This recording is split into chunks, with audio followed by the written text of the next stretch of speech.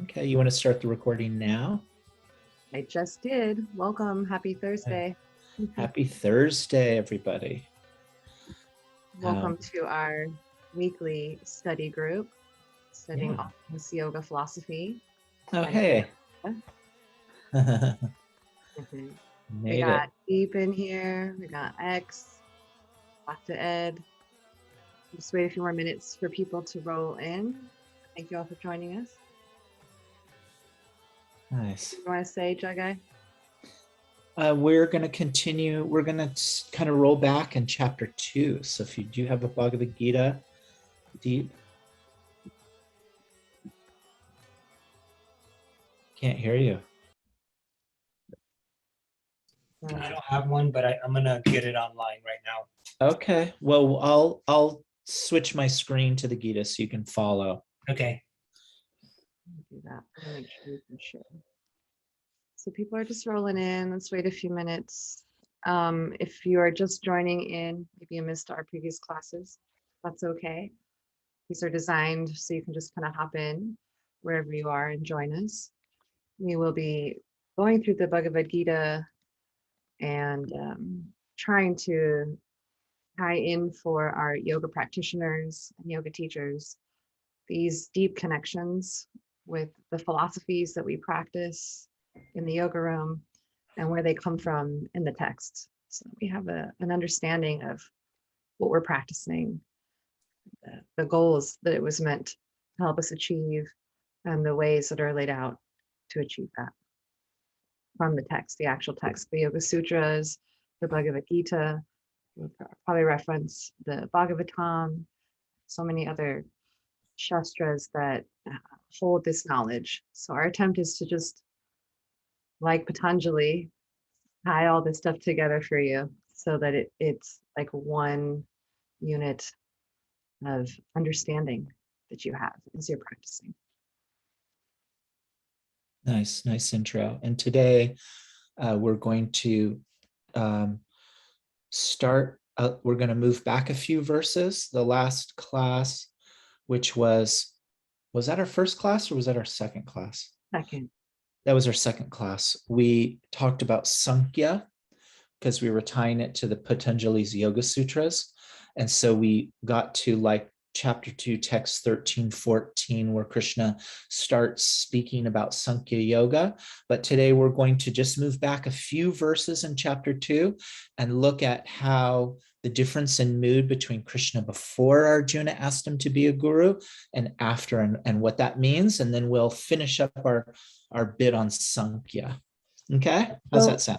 Sounds great. And just a reference for those that are just hopping on for this one, our last class number 2, we discussed a little bit about how we find evidence or we uphold these beliefs that we have, the 3 ways in which we base our understandings off of how we may gather the proof or the evidence of the beliefs that we uphold. And Sankhya lays that out.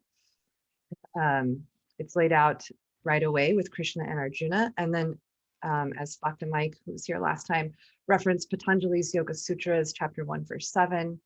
Also that idea of Sankhya Yoga and how to gather information. So pop quiz for my friends who were here last week. What were those 3 ways that we can collect valid sources of information to uphold our beliefs?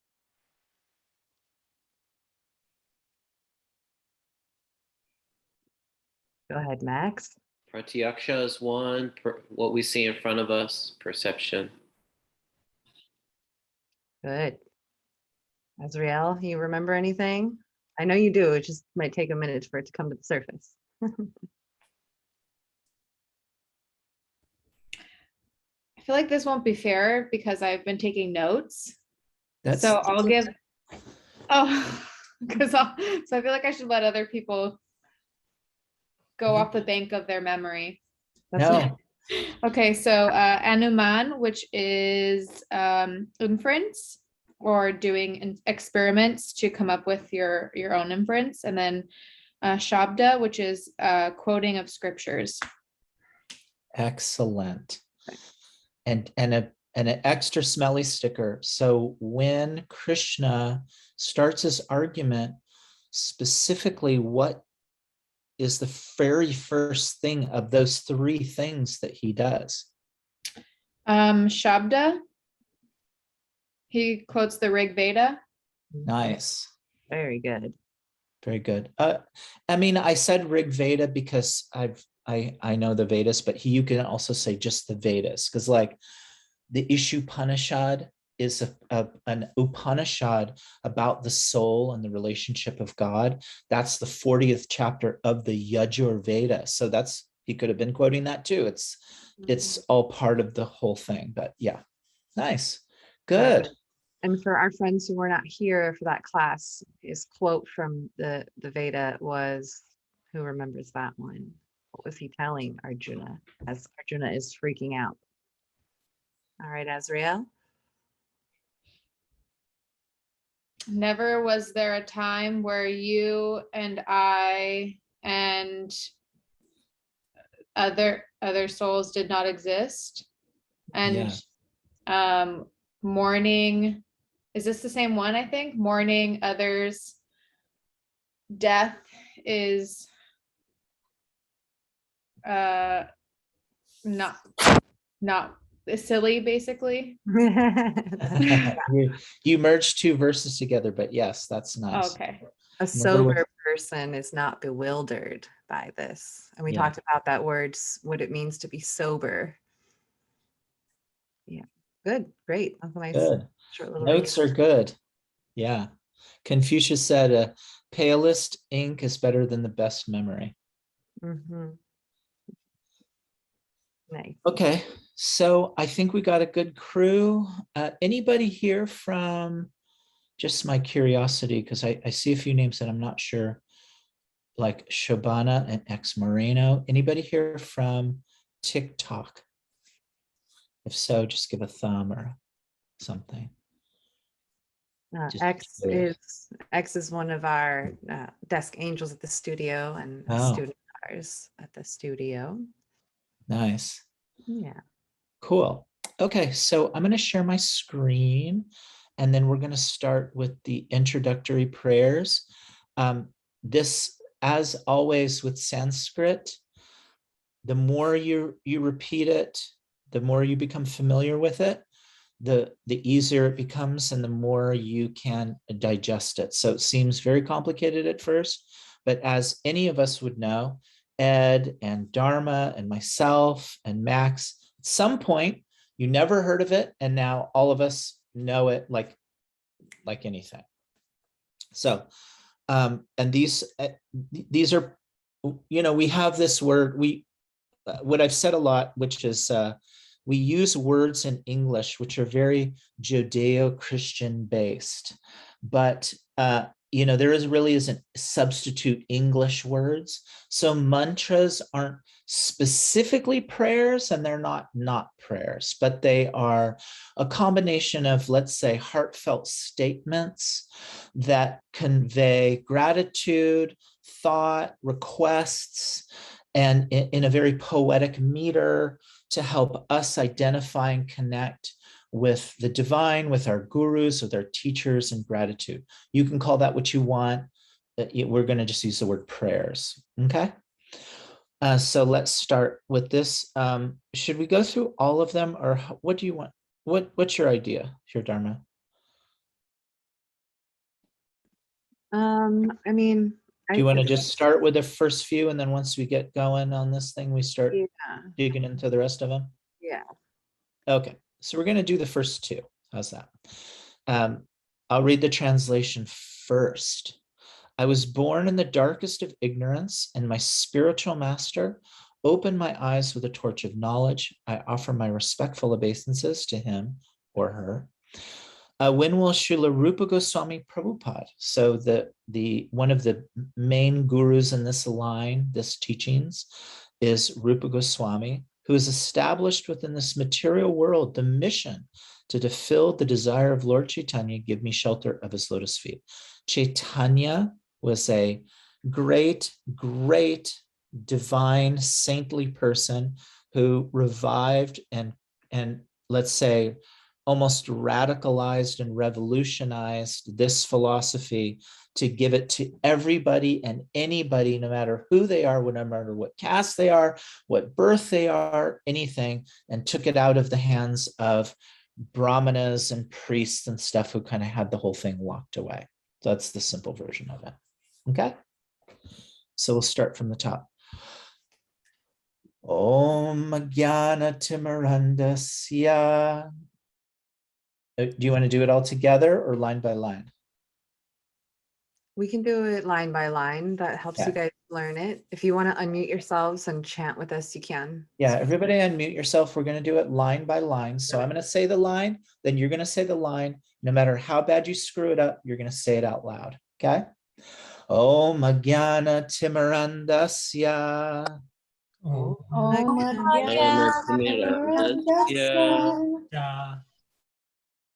Jnana Jana Salakaya.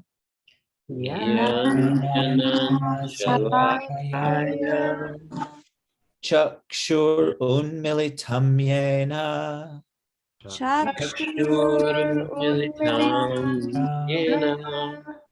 Tasmai Shri Guruve Namaha.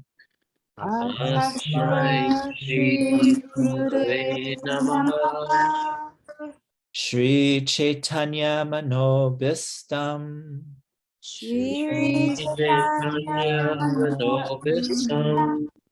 Stapitam Yena Bhutale.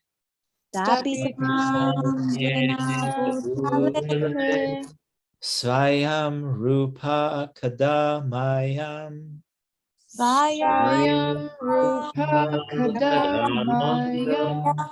Dadati Swapadantikam.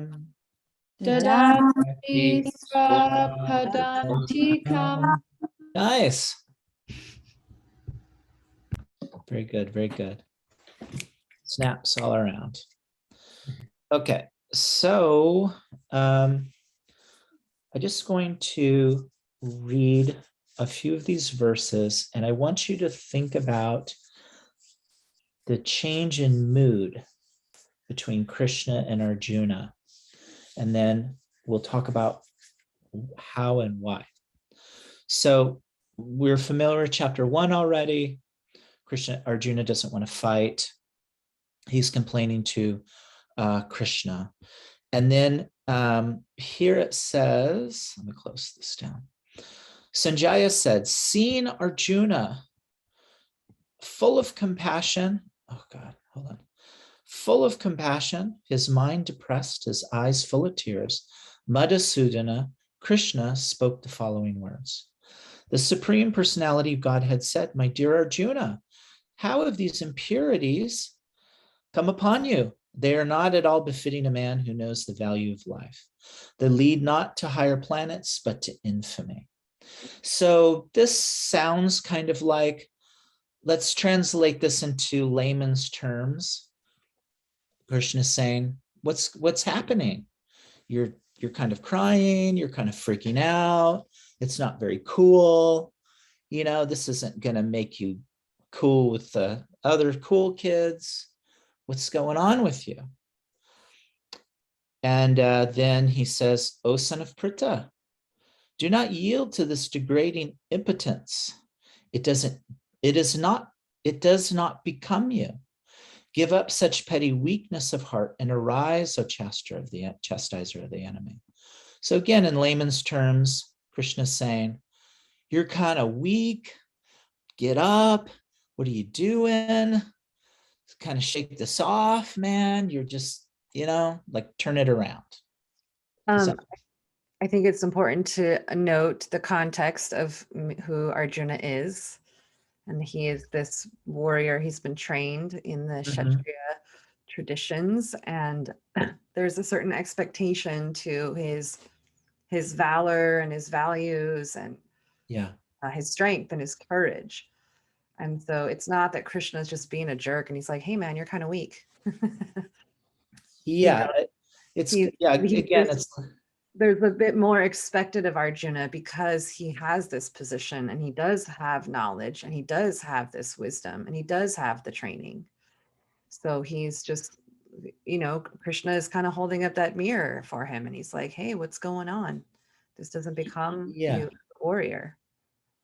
Yeah, it's like maybe a corner coach in a boxing match. Like the guy's kind of not into it. He's kind of ducking and not, and the coach is like, what's going on? Like, you got to get out there. You got to fight. It's his duty. He has to fight. He can't avoid this.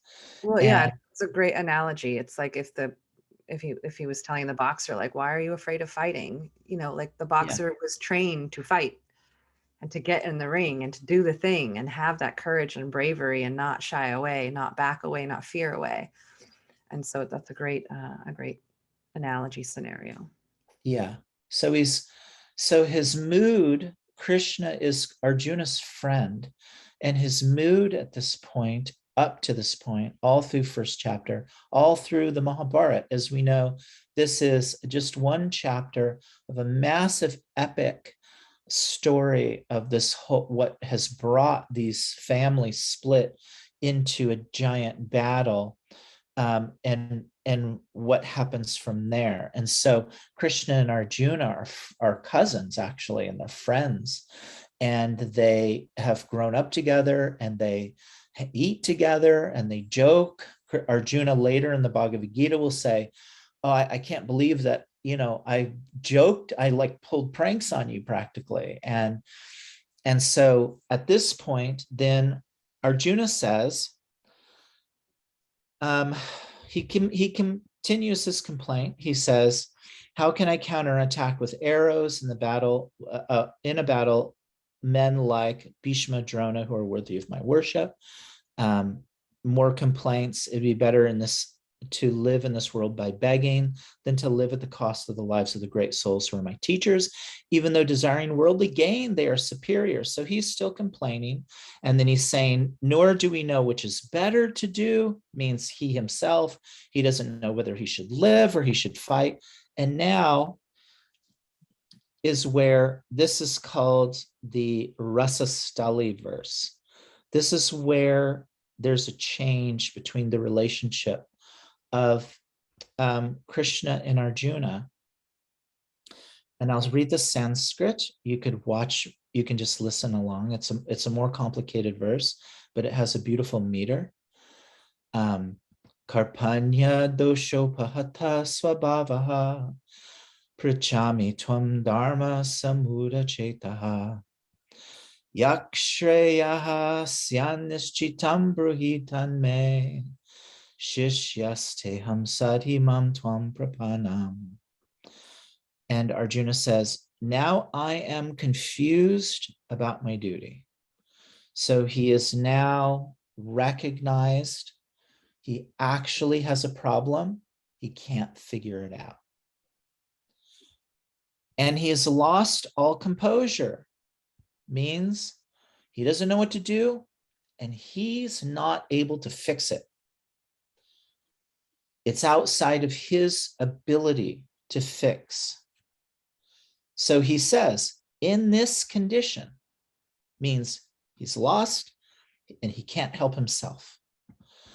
I am asking you to tell me for certain what is best for me. Now I'm your disciple and a soul surrendered unto you. Please instruct me. So it's not anymore a friend asking for advice and just, come on, dude, get up, like, do your thing. This is serious for Arjuna. He has recognized that he's not going to be able to do this on his own.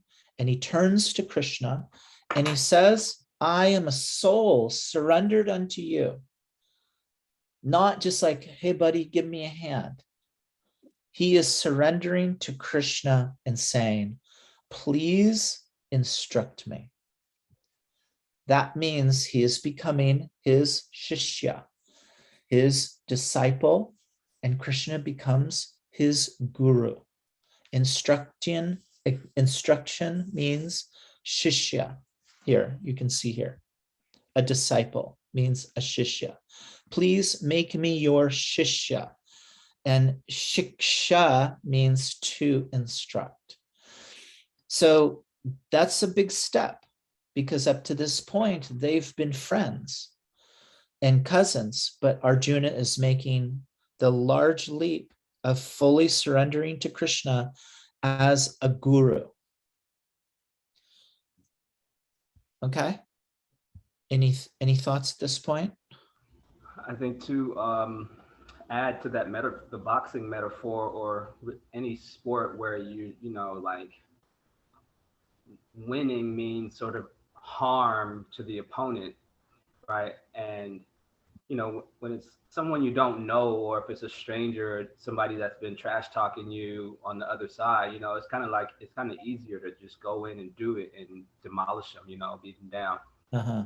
But like you read in the verse before, he was talking about all these great warriors and grandfather Bhishma, and people who raised him from he was from a kid, and taught him everything he knows. And he, knowing the gift and the skill that he has as a warrior, it's, you know, like, he knows that he can destroy all these people with one arrow, can destroy half the army, if not the whole army, right?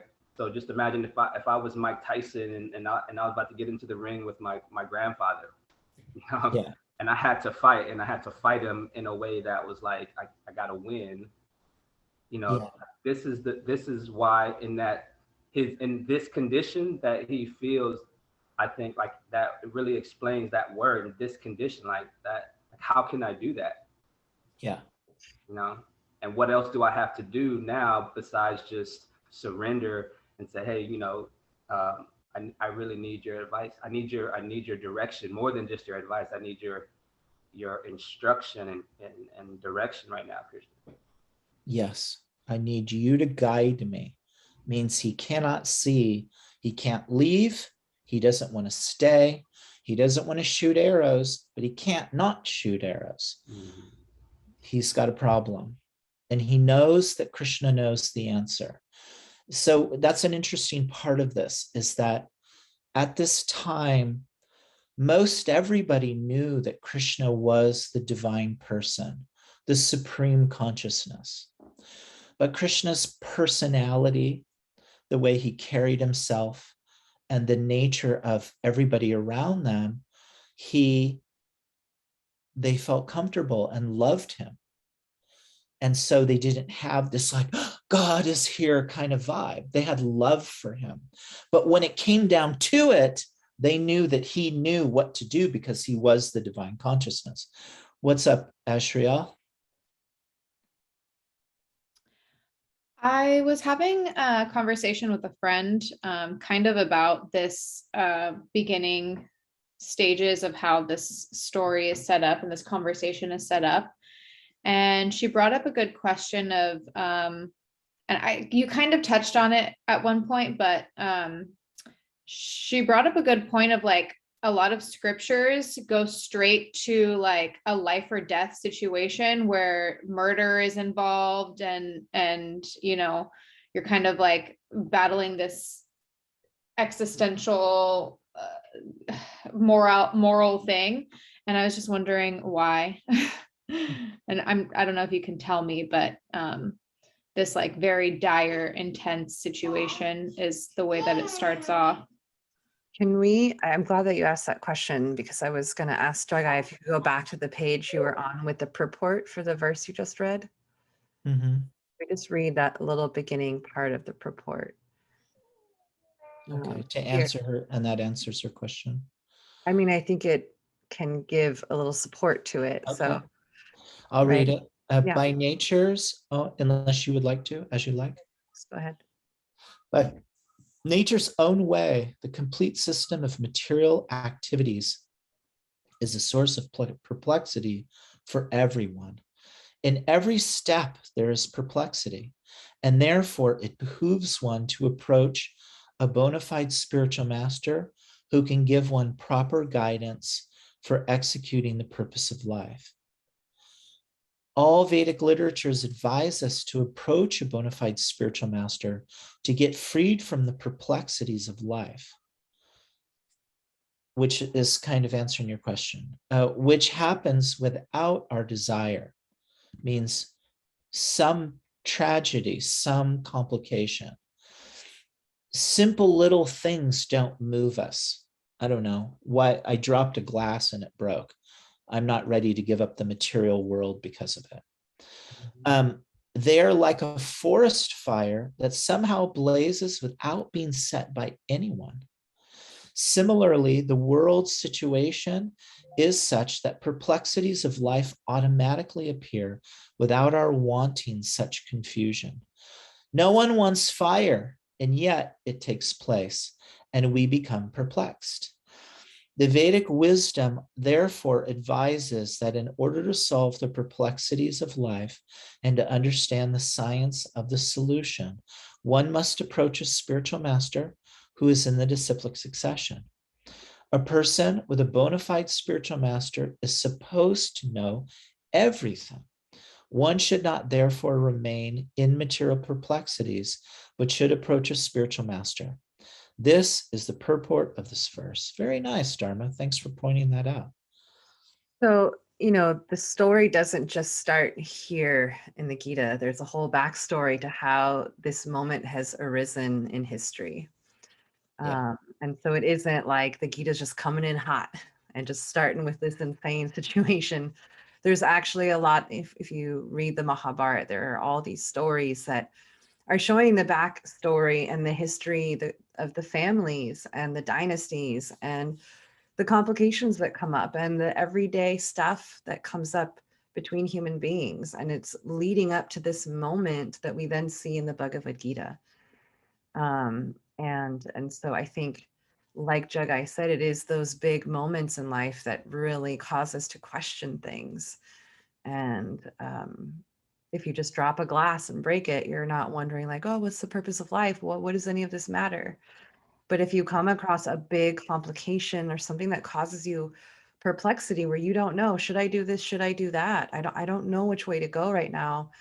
And you're left with, you don't know where to turn, then what do? We all experience those things in life. And I think that most ancient wisdom traditions touch on this because we all go through it because humans have been going through it forever.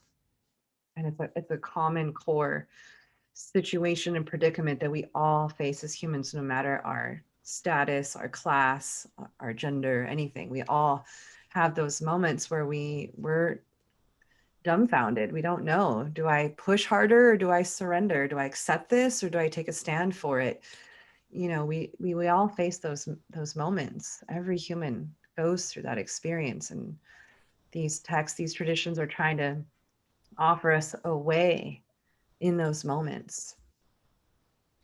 And there's a lot of people who take up to spiritual life with no, let's say, triggers. They're just kind of born like that because of karma and whatever. But most of us take up spiritual life because of many little triggers, one big trigger, things that have come to us, thoughts, ideas, things that are impelling us to want to come up with an answer. If you don't have the trigger, then why? Just live, just, I don't know, watch TV, eat pizza, whatever. But because there's triggers, you question, what does it all mean? So the sadhus, those who compile the literature, those who are teachers, they recognize that most clientele for this process of spiritual life are here because of triggers. Somebody dies, they're going to die. They lost all their money, their house burnt down, people beat them up, like trouble. And then at that point, you question the whole thing. So yeah, what Dharma said. And I don't know if that answered your question some, Azrael. And then to the, like, one of the things I heard in the question too is like the reason why when people that not use, but they never seem to start with the full context of any scripture. They go right to the Armageddon. They go right to the you're a Yeah. sinner, you're gonna die, and everything is gonna, like, they go straight to that immediate situation to like play on, not to play on, but to appeal to that side of us. So, instead of like kind of giving a broader context about scripture, they take it straight to the, get right or you're going to burn in hell. In some instances, you know, um, depending on which text you're reading and whose perspective you're coming from, they seem to just go straight to that to get to the point versus giving the backstory or giving a little bit more of a broader context of how we are getting where how humanity is unfolding. Yeah. Mhm. Well, Krishna says there's 4 types of people that come to spirituality. We'll get to that later. But the simply put is the inquisitive, means you're just curious, you just want to know. The intelligent, people who are just very intelligent, probably from previous lives, karma, which have brought to a point where they're just starting on a higher level. Those who want something, means they want to try to tap into the material energy to get wealth, and those that are suffering. Nice. Yeah. Okay. Any more questions? Is that good? Any second thoughts on that, Ashriel? No. Mhm.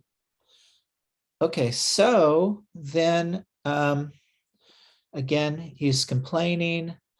My senses are drying up, and he looks at Krishna and he says, "I shall not fight."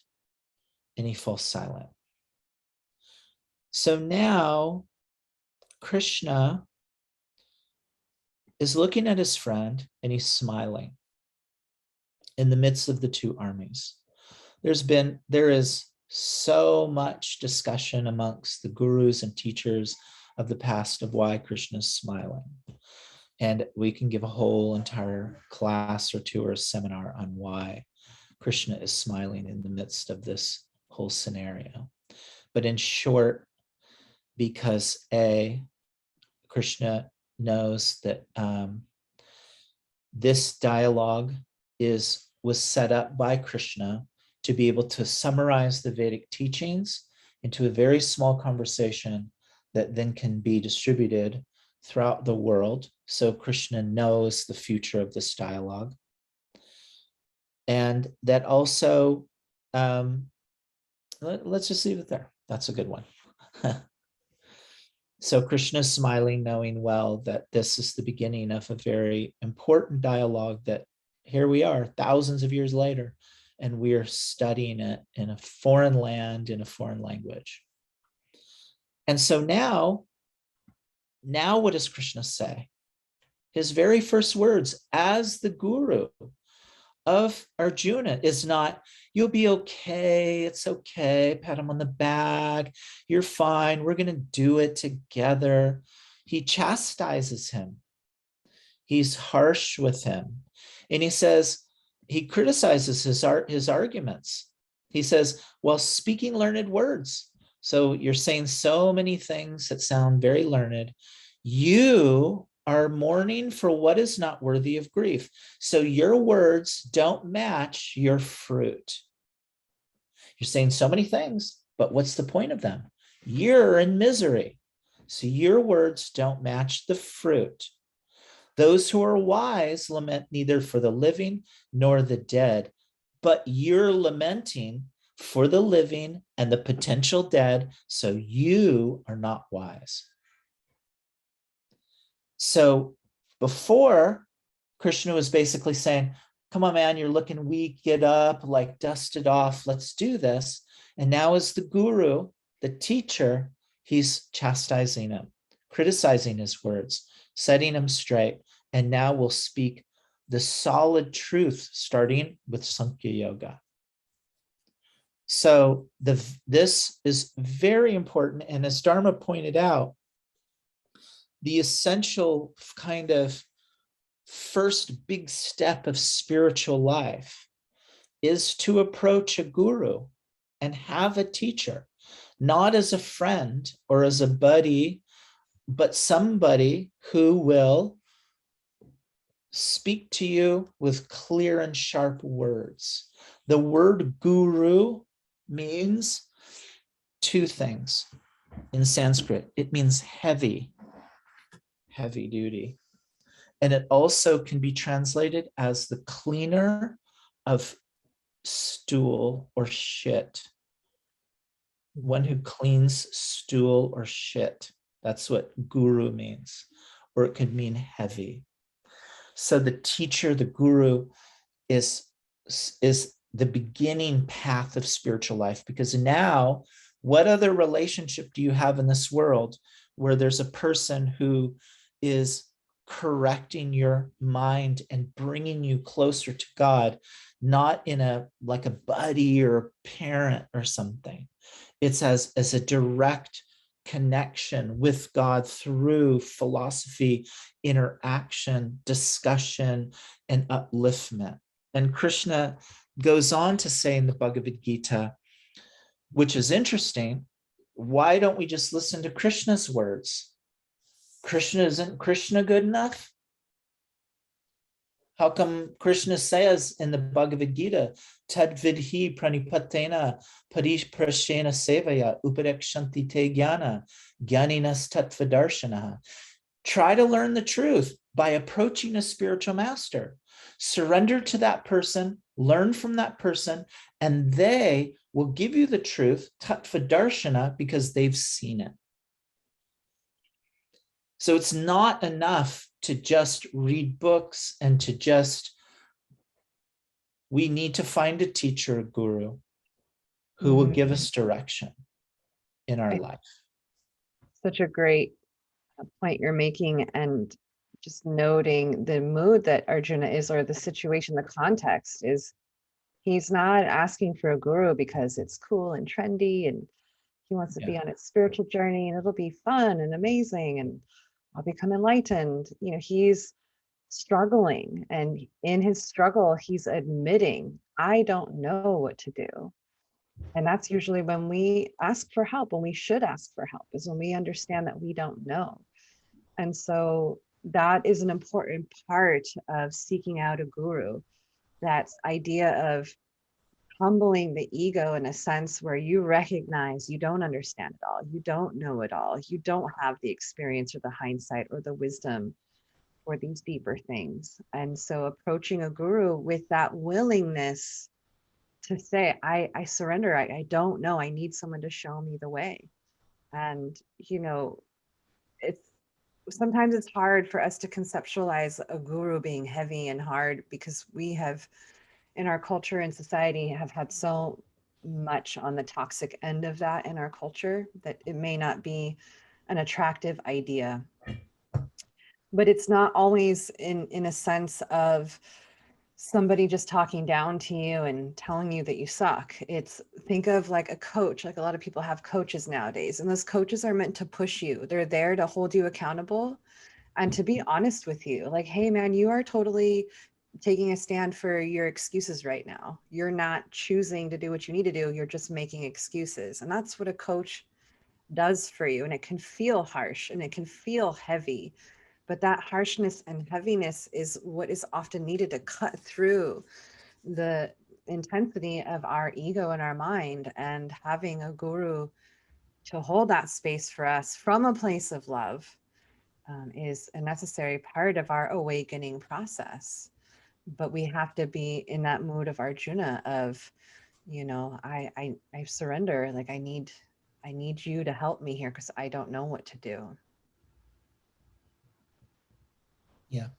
I also see, Yes. I'm seeing some of the wisdom of the Gita, right? And that, you know, Krishna's running this whole thing as the supreme, and simultaneously a character, a personality in it, serving in a particular way, and also using Vedic wisdom. And so he had to, right, even as almost near a perfect human being as Arjuna was, you know, he had to he had to be put in a very bewildering and particular kind of situation in order for him to fall into this condition where he would surrender.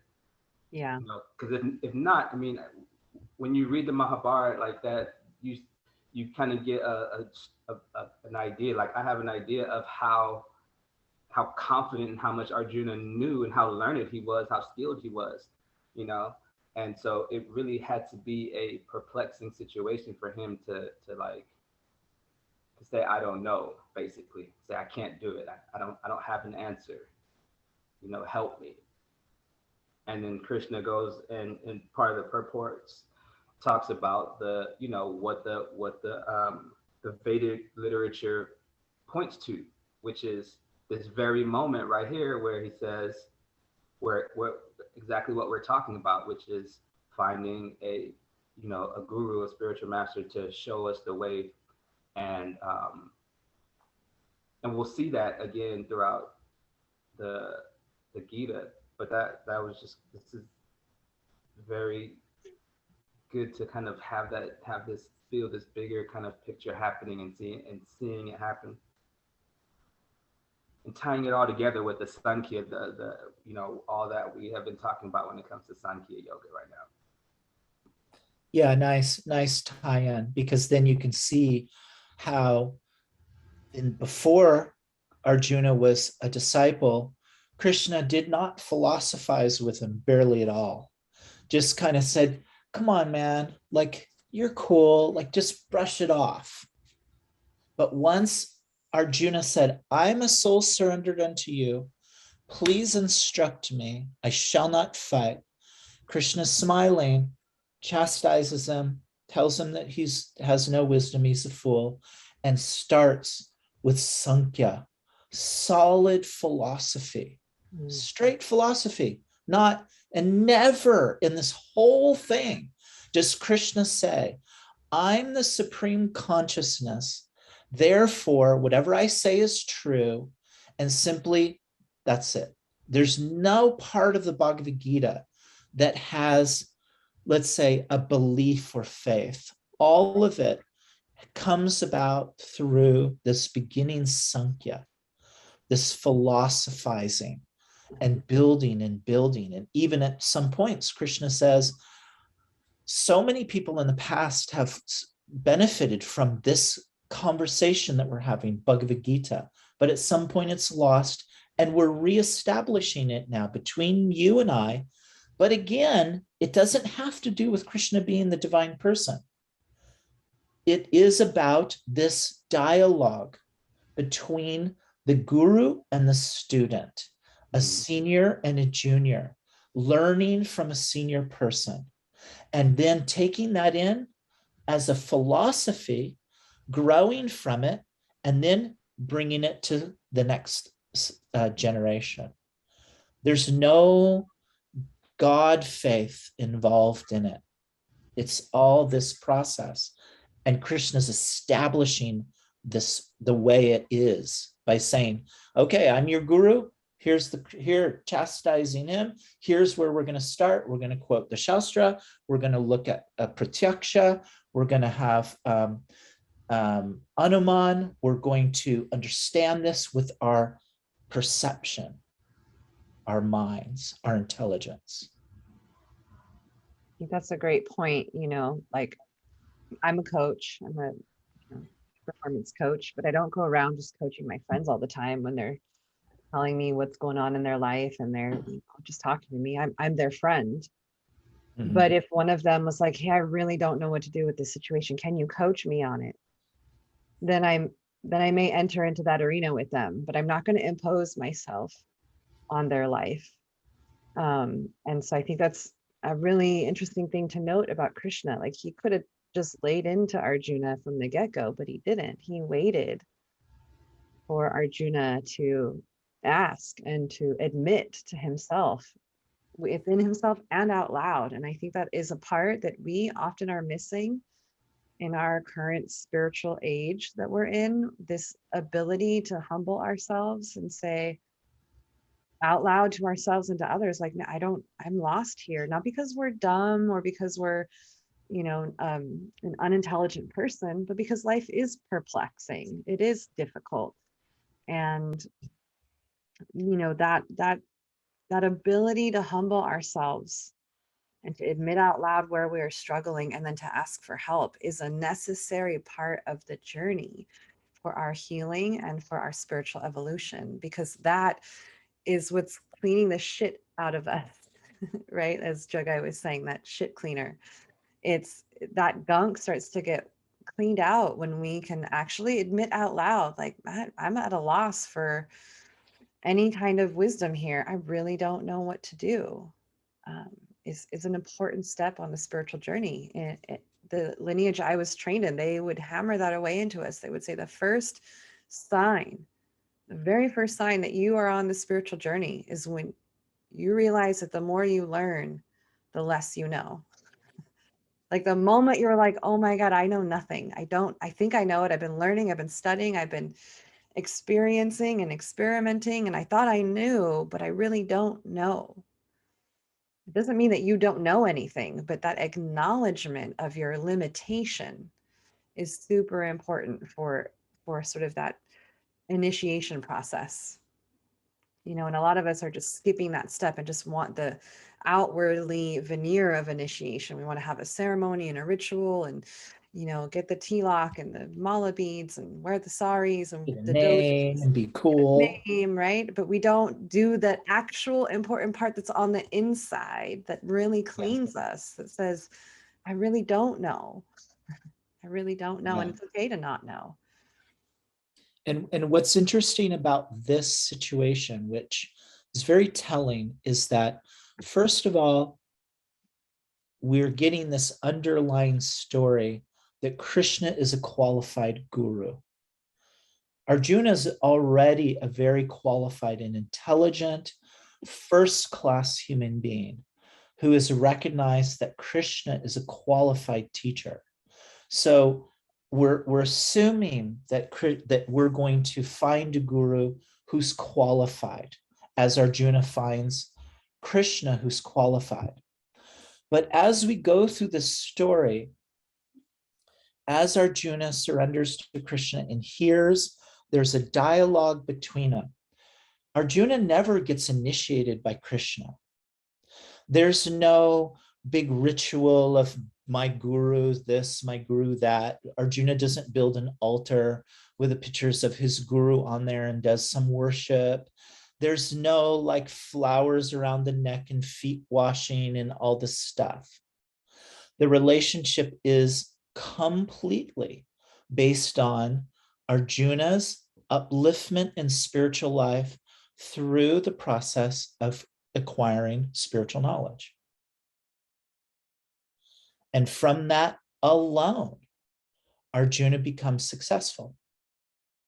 So what that says is very clearly that that is the basis of the guru-disciple relationship. All the other stuff may be fun, but it's not primary. So somebody is saying, and I'm not criticizing people, I'm just using it as a juxtaposition. Somebody's saying, oh, this is my guru, they're so-and-so, and there's the picture, and they gave him a cool name, and they went on a cool retreat to Costa Rica, this and that, and blah, blah, blah, and they do worship.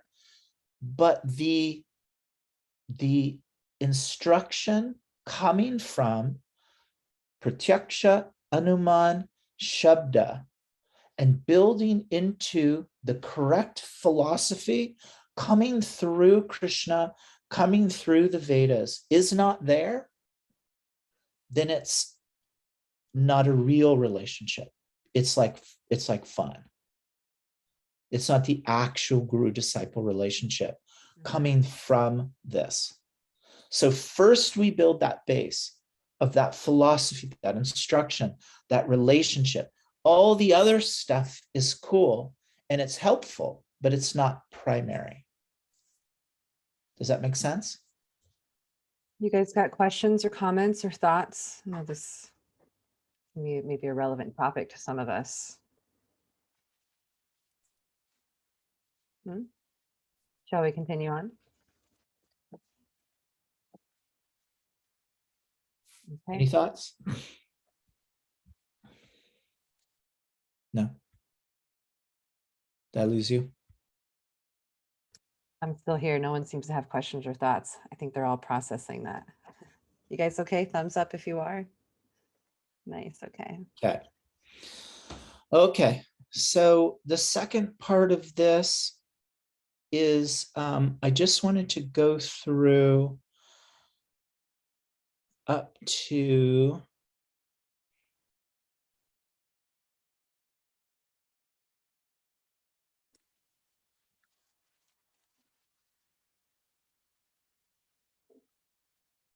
okay, up to this one.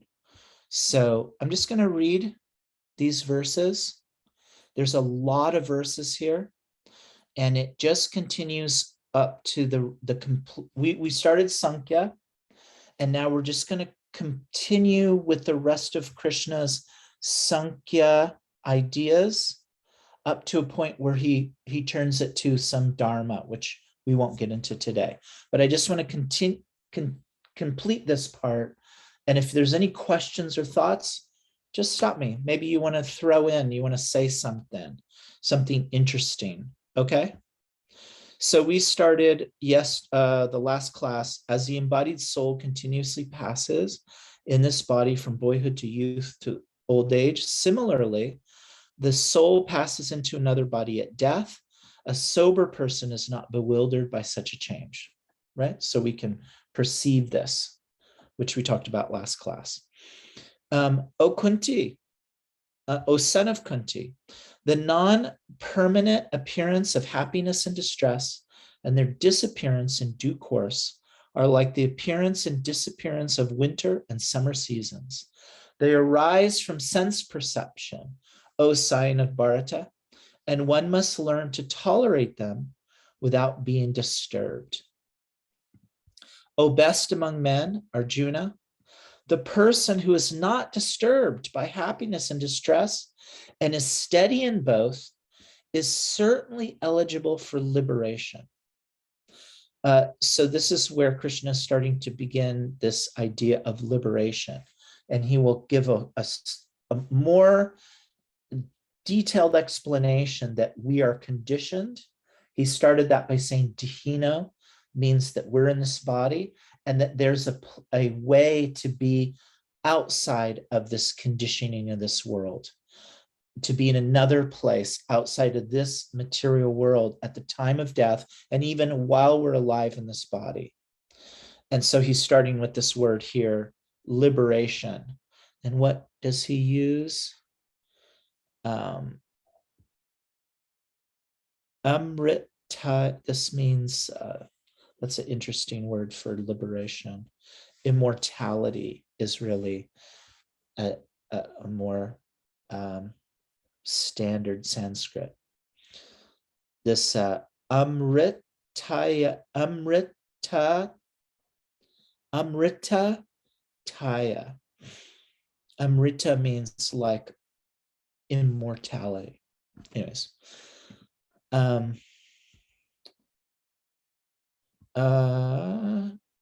Those who are seers of the truth have concluded that of the non-existent, the material body, there is no endurance, means the body does not survive. And of the eternal, the soul, there is no change. This they've concluded by studying the nature of both. So again, he's continuing with this idea of Sankhya, that you can study it, you can perceive this, that the soul is unchanging, but the body is always changing. And he's quoting others, right? And that would be Shabda. He's saying others have concluded this.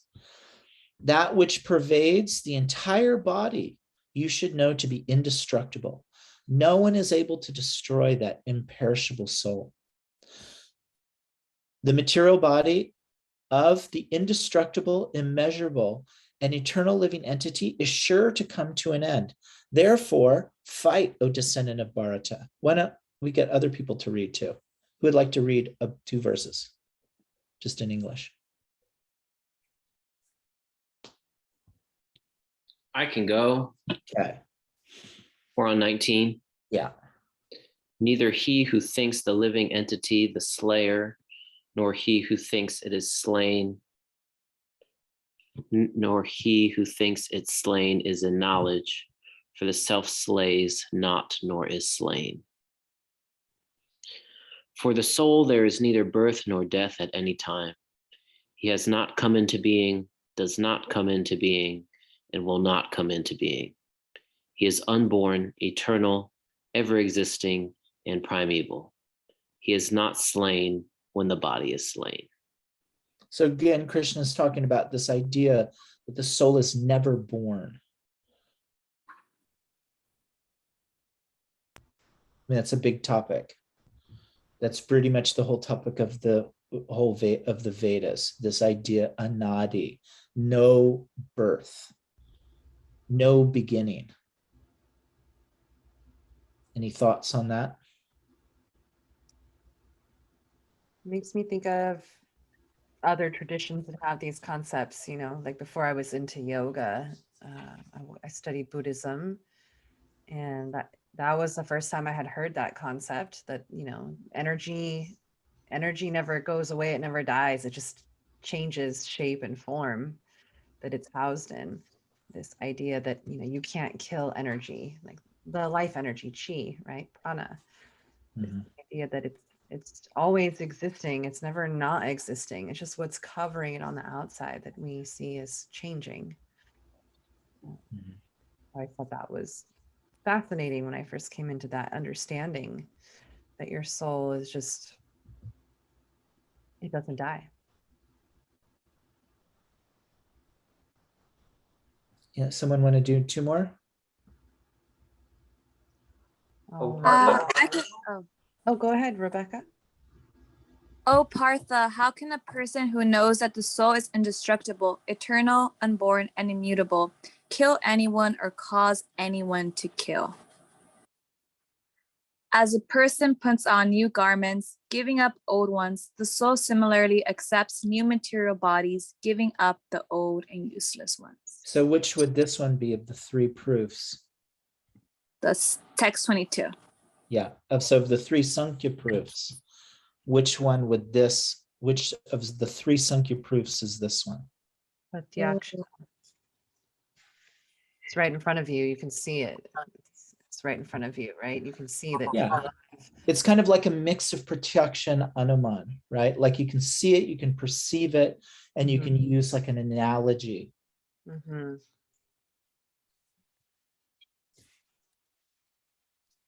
Okay, anyone ready for 23 and 24? Ed, did you want to read? Yeah, the soul can never be cut to pieces by any weapon, nor burned by fire, nor moistened by water, nor withered by the wind. This individual soul is unbreakable and insoluble and can be neither burned nor dried. He is everlasting, present everywhere, unchangeable, immovable, and eternally the same.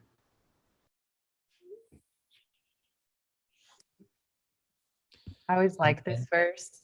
It just gave me a lot of comfort to know that. But as a Cancer sign, as a person who's very emotional and watery, sometimes, you feel like, God, my soul is hurting right now. Like sometimes we feel like we're feeling it deep in our soul.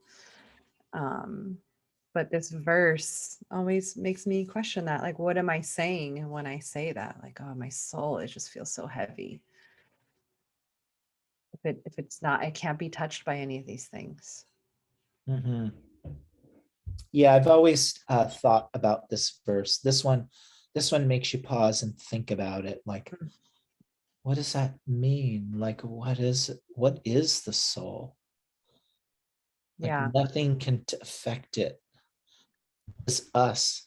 It's interesting. Like, we're so covered. We really don't even understand at all who we are. It makes me too like think of, why do I have to feel then? Why do I have to experience feelings or sensations? Like, what is that connection that, or Uh-huh. where's that separation at, so that I can land on the other side of all of that, and when things happen, I can be even minded and not like feel the energy of it so much to the point where, I don't want to get out of bed, or I don't want to do any work, or I don't feel like talking to anyone. I feel like, all the stuff, that happens when feelings start to just, we identify with them and then fall deep into them. We get Yeah. intoxicated by what we're feeling, and we lose our sense of ability to control Yeah. what we can control in that moment. Like, how can I really be the energy of the soul instead of being the energy of my human suit? Yeah. It makes me think a lot about how much of me am I conceiving of as being me, but it's really just something of this body. Mhm. It's like as if I always wore, blue shaded glasses my whole life. I would think that everything was blue. I wouldn't even know. I wouldn't even know that the world wasn't blue, because I'm so conditioned by the lenses I see through. So how much of me is actually just this gross matter that will die at this, that I'm so attached to, this personality that I'm so attached to, just like if you think about it, and this is always a good exercise for yourself and for others. If you think about reincarnation, means that in the next life, you can very well take birth as the opposite sex. Why not? There's no reason why you wouldn't. And so if you think through that and you think it's weird, oh, I don't know, it'd be weird to be a man. I don't want to be a man all hairy and weird. Or if I think, oh, I'd be a woman, it's because I'm very attached to this body. And I think I am this. And I'm going to bring my manness into my next life. No, that's all just part of this body. Well, if you're very attached and you have a strong desire to be in that madness, you will for sure bring it back in your next life. Maybe so. Yeah. That's so funny that we're talking about this, because literally, well, today's the last day of Kartik, right? And so Yeah. it's been like a very beautiful, like transformational time or whatever. And yesterday I got my hair done. So like, I have these like streaks or whatever. And I was like, okay, I'm gonna go back to like the blonde thing. And then I got a new person, and this person didn't do like their best job. So my hair is kind of like orangey right now, like a lion. And I was just like, and I couldn't even fake it. When you go to stylist and they're like, oh, did you like it? And you're like, yeah. No, I literally was like, we need to go back and do this today. But the point was that I was in Mangalardi, and I was just laughing because I was like, oh, Krishna, you did it to me so well. On my last day of Kartik, you just showed how attached I am to my body still. And how like, because I went to like the to the service all with like a headscarf, looking all like Paka. I was like super like humble and everything. But I just didn't want anyone to see my hair. And so it's just really because we're just attached, and I could tell that I'm still attached, obviously, and maybe it'll take me maybe I will always be attached. But I just thought that was funny, because I was just like, wow, like it changed my whole mood, like I was thinking about that during Mangalarti, when I should be like chanting and singing. I was thinking about my appearance and like my hair, and how I didn't really want anyone to see me. And it just shows how we could be so attached still to our identity in a way. So I thought that was funny that we're talking about it now. Thanks for sharing that. That's why my story. video's off too.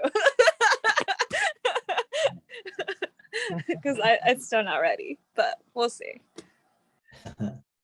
Thanks for sharing that. That's cool. Yeah, it's hard to separate, where the soul ends and the human begins, because they're There's no like clear straight line. We're enmeshed, we're entangled. What was it, the last class we talked about being the embodied Yeah, the soul, Dehina. and it's not like we're just in this cage, like according to the subtle anatomy of yoga, it's all enmeshed and intertwined. And so there is no clear line of where the soul ends and the human begins. But we have a definite understanding that these are two different things that are so integrated. And I think that's what makes our experience so perplexing. Yeah. Yeah, I had a sobering thought today. Soon, very soon, I will leave this body, and then whatever's left in this body, maybe memories with friends, children, pictures, maybe some videos of those who think it's important, but that will soon fade too. And very quickly, my life, which I find be very important, will fade, as has hundreds of millions of humans before me. Like, who knows where people built buildings. Somebody built this house. I don't know who did that, or the Golden Gate Bridge, or, the Great Pyramids. Where are those people? Who are they? Nobody knows. They're gone. Their lives are faded. And that will happen to me very soon. And I find my life so important. Everything about me is so important in this life, but it hardly will make any impact, nor will it last for very long when I'm gone. And that's a sobering thought to think through, and for me to help me kind of realign what's important about my life and how I act, how I behave, what's my goals and such. That was kind of my thought on my way from work today, because I'm working in this big building and they're putting in all new marble and everything's very expensive in there. And I was thinking, what the hell is the use of all this crap? It's just like, because also my son and I were listening to Johnny Cash this morning, and he has this line. He was singing a song from 9 Inch Nails, and it's a song. The line is, "My empire of dirt." Mm-hmm. See my empire of dirt. Yeah.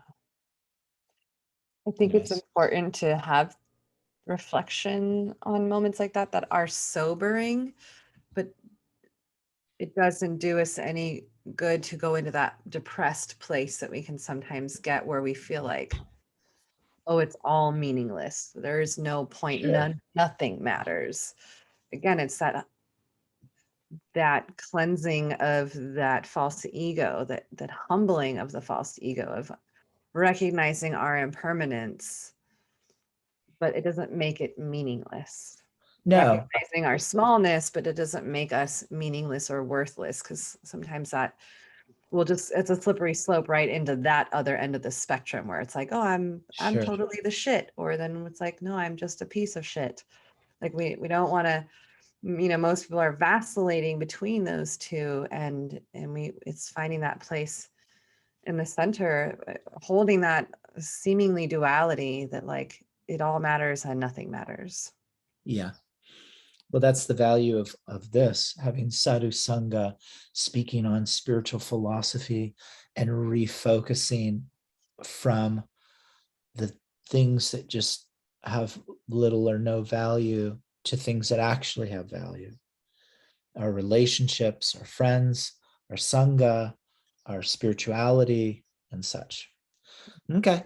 Any thoughts, or should we go on to the next ones? We're going to try to get to finish these up to 30. Well, let's get to it, because you got to go in 20 minutes. Yeah. Anyone right. else read 25 and 26? Who's up? I'll read those. Oh. How about Azrael, and then X? You can go afterwards. It is said that the soul is invisible, inconceivable, and immutable. Knowing this, you should not grieve for the body. If, however, you think that the soul or the symptoms of life will always be born and die forever, you still have no reason to lament, O mighty armed. So this is a very important verse here in chapter 20, text 26.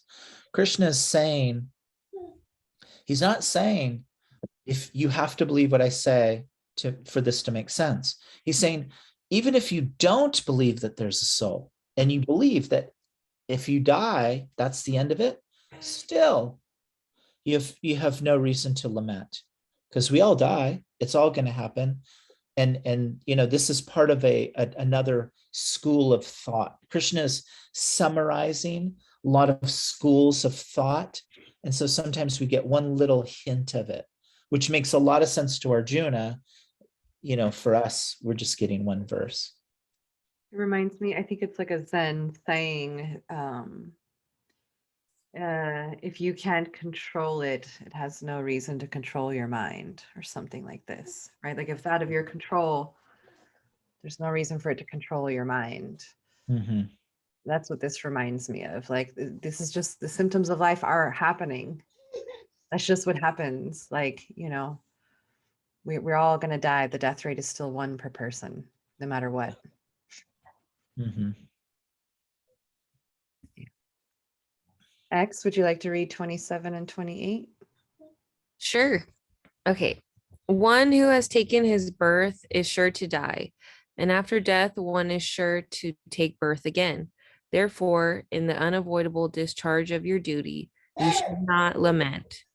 All creative beings are unmanifest in their beginning, manifest in their interim state, and unmanifest again when annihilated. So what need is there for lamentation, tutation? Lamentation. Yeah. That verse always freaks me out. It does. This is how attached we are to ourselves, right? It's like the annihilation of the earth, the annihilation of humans. Like all created beings are unmanifest, and they have their manifested state. We're here, we're in these embodied forms, and then it'll be unmanifest again when annihilated. Yeah. So Yeah, it's like bombs are falling on us or something. yeah. Anyways, Okay, 2 more, and then we're done with this little section. I'll read.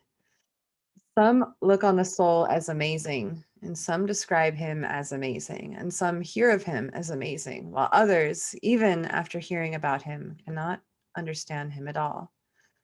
O descendant of Bharata, he who dwells in the body can never be slain. Therefore, you need not grieve for any living being. Nice. So this verse here, again, this chapter is called the summary, but Krishna starts to hint on a couple of things. Like he said, he talked about liberation in a previous verse, which he'll talk way more about as we go forward. But this verse here speaks on that understanding. Yes, we're going to do Sankhya and we're going to get some understanding from it, but true understanding comes from the heart, and it comes about through engaging in service, in bhakti yoga, in yoga. We can just say yoga. And so here he's saying some look on the soul as amazing. So some see the soul as amazing. Some describe him as amazing. So some people are amazed by the soul, and some hear and think they would do kata, like right here. This is hearing of the soul as being amazing, while others who hearing about him can't understand it at all. So, there's a whole world out there who says there's no soul, there's no life, there's no God. Why? What's the difference? Why are you spending time coming here and with us together and meeting as a Sangha to talk about the Gita and the soul? Why isn't there, 8 million people on this class or something? There's only 8. Let's just riff on that. Why, Dharma? It's perplexing to talk about it. That's why, or some people are just choosing not to take that path. They're entangled in material life and they're not concerned with the soul. They are concerned with just sense enjoyment, and maybe unconsciously concerned. They're just conditioned and trained by society to be that way. And so they never question, they never ask, they never think about it or contemplate it. And for some people, it's just too much to grasp all together. And so they may have hear about it and just, sounds cool, but they keep on going. I think here he's maybe interjecting some concept of free will. Mhm. Free will to choose to make it. Yeah, to believe in the soul or not, to believe in the soul is eternal or not eternal. Like we have free will to choose these things. Mhm. Because Any clearly other thoughts? there are people out there who believe all these different things. Mhm. Anyone else have thoughts? I would add that these are very old teachings. And as we get more and more entangled in the material existence, like generationally, we just forget. It's like we're numb to certain things. Like in the United States, we're so deeply entwined in money and consumerism that we don't realize that the Netflix, the TV are constantly advertising to us and tying us farther and farther into what we're already into. So I think, in some ways it's culturally defined, like what's dominant in the cultures that are dominant around us. Um, this is definitely a very old and ancient tradition that we're fortunate enough to learn. Nice. I like that. Yeah. I've been thinking about that lately, that it's amazing and difficult to be in a consumer world with consumer ideas and to digest knowledge and ideas from times before consumerism would even be considered a thing that humans would do. Back at this time, consumerism wasn't even like the thieves and rogues and stuff weren't consumers. They would, they would steal for their own pleasure or whatever, but it wasn't like there were stores and, getting all the latest fall fashions, and it just wasn't like that. But now we live in that world, and then we have these ideas which sometimes are so strong. They're like shocking. Common ideas, which are very shocking. Any other thoughts? Let's hear from everybody. And I'm going to close up a few minutes early because I have to got a business meeting at 3. Ashriel, what's your thoughts? Well, two things. I want to add to what you were sharing about consumerism. I think in a culture where we are so driven by consumerism, and I don't mean to call people selfish, but in ways, very me oriented.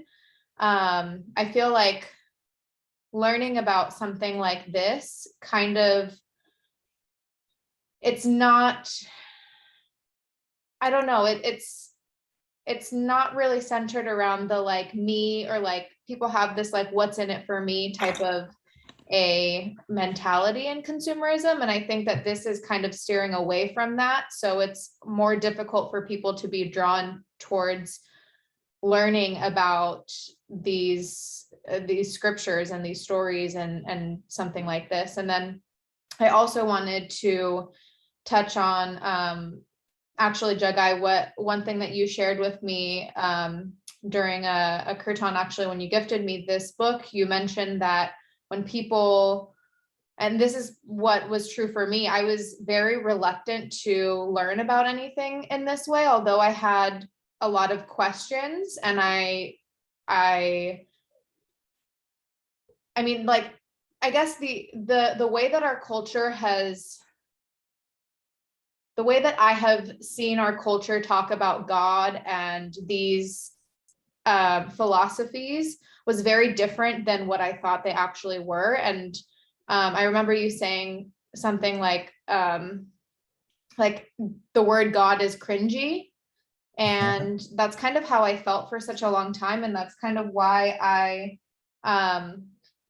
never really sought this out, because the way that I saw it manifest in the world around me was not something that I particularly agreed with. And from what I did know, I just, it wasn't appealing to me. So No. I had to really like begin to question these things on my own and figure out where or what I wanted to spend my time actually learning. And that's how I came upon yoga philosophy.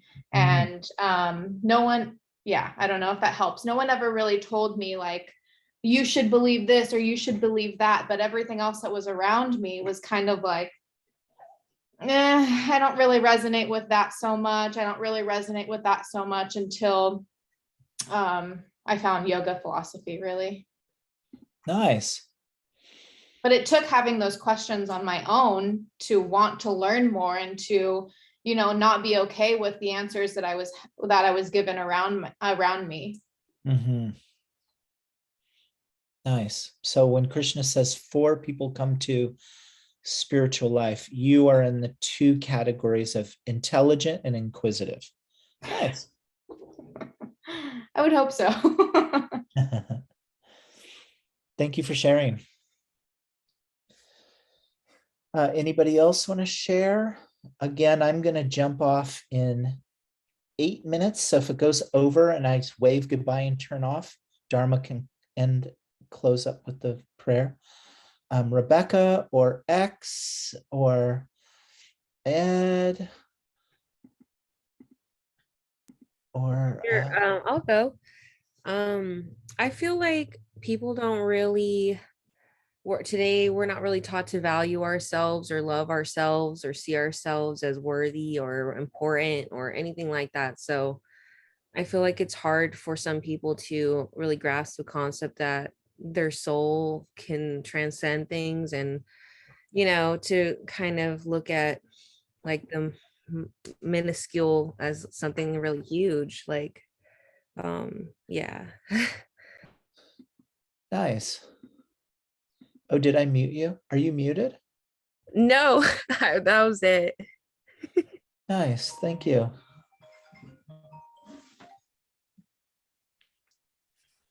Thanks for sharing. That was nice. Anyone else? Ed, Dharma, and who's the last one there? Devin and Danny. Oh, haven't seen you all in a while. Ed, any words of wisdom? No, I'm just kind of y'all. today. Oh, Ed could go. No, I was just saying that I don't have anything right now. I'm just kind of in a, I don't know. Yeah, I kind of jumped in. I got off of work and she was on this. I have some thoughts though. I feel like sometimes it's hard to discern whether it's like my soul, my higher self, or like if it's my ego, and if it's like a selfish desire, and if that's even my own thoughts, or if that's a conditioned pattern that I was raised in, or like what culture has put on me. So I think it's easy for some people to just like brush that off. Like, oh, it's not my soul, or it's not a pure thought, or it's not, you know, something from Krishna, from a higher power. So I think that's another hard thing for like people in our culture, especially like younger age, like everyone that I'm surrounded by. Mm-hmm. Yeah. Yeah. True. Yes. So any words of wisdom on how you like to distinguish that? I was just picturing Krishna smiling at all of us right now. The way he was smiling at Arjuna. Surrender. No. Cultivating that discernment. It's one of the main goals, primary goals of Hatha Yoga, is to cultivate ability to discern and to use our intellect to know in those moments, because there's no right or wrong answer. There's no like what's it called, like when you take a test and all the answers are in the back of the book. There's no like cheat sheet for it. And it really is our discernment and our discrimination. And I don't mean that in the way that it's used so prevalently these days, not to discriminate against other people, but to discriminate between what's good for me, what's not good for me, what's going to serve my evolution and my growth, what is going to refine me and make me move in that direction or move away from that direction. And maintaining the physical structure that houses our soul is a big part of being able to lean into that discernment, right? So if we have a bunch of impurities in our physical body, then it's harder to access the more subtle aspects of who we are, the subtle body, right? Which the intellect is part of our subtle body.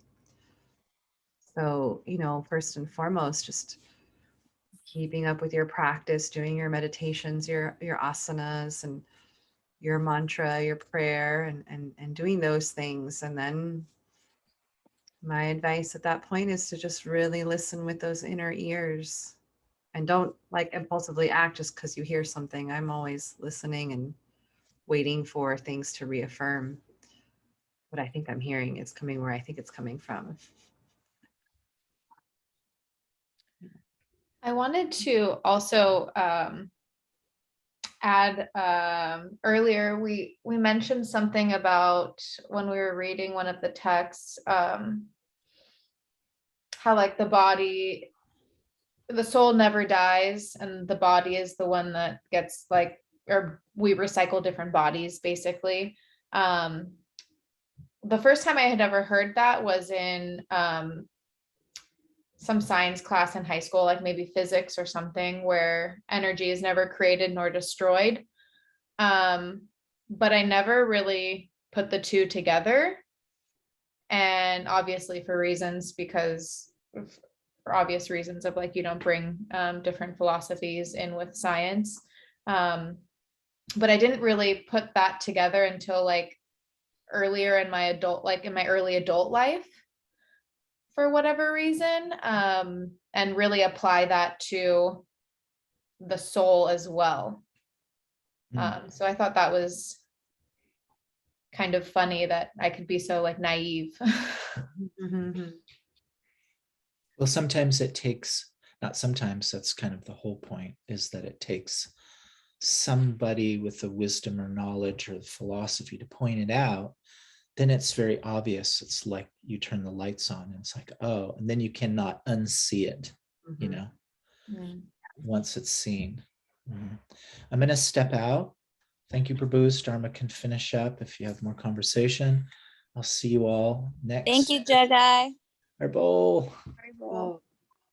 Thanks, guy. Oh, bye. Oh. Nice. All right. Well, great class today. Anybody have any last questions or comments that are? Yeah, I think just to add for everything, there's just so many distractions right now, especially if we live in the city or in any urban place. It's just so easy to get distracted, to not have to even contemplate about our ego or about, where we're coming from or what's the purpose, even though it is bothering us at a subconscious level. But, we're always working or doing something. And we're just sometimes, so many people are just so tired from having to work just to have their basic needs met, that they don't have even the privilege or the time to even contemplate self-realization in a way. And so it's just kind of everyone's journey is different. And that's why it's so important to just have compassion and be grateful that one is able, at least I know I'm grateful that I'm even able to think about these things. Yeah. Well, on that Thanks note, for sharing that. yeah. On that note, we can just end with gratitude for being at this place in our journey where this is how we're spending our Thursday afternoon. These are the friends that we choose to hang out with and share our time with and spend our energy on. So I'm really grateful for all of you and this opportunity to just hold discussion about these things. So thank you.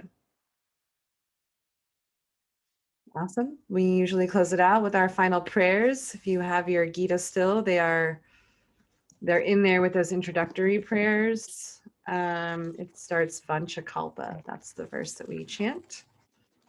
This particular one, which means I offer my respectful obeisances unto all the Vaishnava devotees of the Lord. They can fulfill the desires of everyone, just like desire trees, and they are full of compassion for the fallen souls. A nice closing prayer to honor each other for being here and doing these studies and, you know, injecting that into our consciousness and our awareness and then taking it out into the world and being, you know, a lighthouse for others, as Rebecca was talking about. So, Vanchakalpa tarubhyascha kripa sindubhya eva cha patitanam pavanebhyo vaishnavebhyo namo namaha. Sri Bhagavad Gita ki. Jai. So glad you all unmuted for that. All right, friends, next week is Thanksgiving. So I don't know if we'll be doing our class here today or next Thursday. We'll see about that. Most likely we won't because it's 1:30 in the afternoon. Y'all be getting ready to go do family stuff and whatnot. So maybe we will postpone next week's class till the week after, which will be December 2nd. Okay. All righty then. Enjoy your week. Hope to see you all soon. Thanks for hopping on, even if you came late or left early. We're just so glad you're here. Thank you. Thanks. Bye, Dharma. Bye. Bye. Bye. Bye. Bye. Bye.